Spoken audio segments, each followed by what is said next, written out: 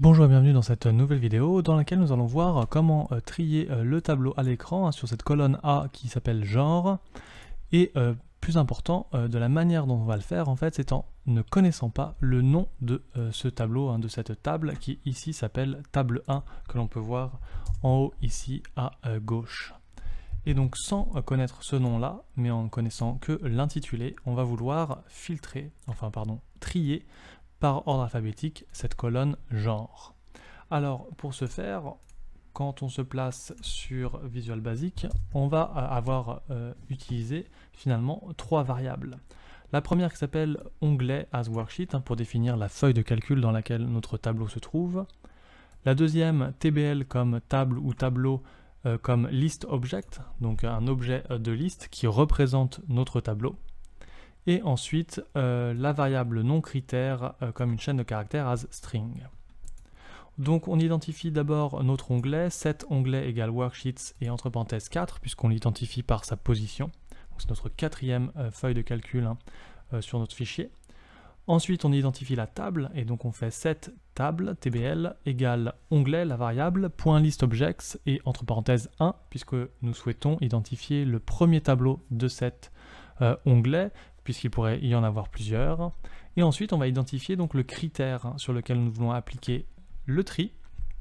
Et donc, non critère égale tbl, la variable .name, qui va donc nous permettre de ne pas connaître le nom de la table nous-mêmes, mais de le trouver automatiquement.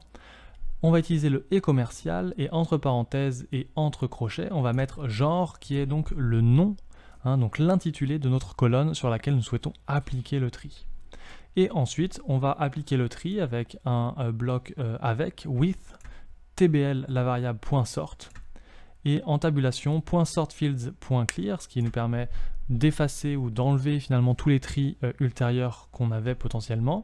On va faire .sortfields.add sur une nouvelle ligne avec le paramètre qu'on souhaite de tri sur notre nom critère ici. Donc on va faire key range entre parenthèses, deux guillemets, le et commercial et le nom de la variable non critère. Donc là, c'est très important, c'est ce qui nous permet d'identifier la colonne sur laquelle nous allons appliquer notre tri. Sort on, xl sort on values, ça veut dire que nous allons en fait appliquer le tri sur les valeurs. Et ensuite, order, xl ascending, c'est-à-dire que nous allons le faire de manière ascendante, ce tri sur nos valeurs.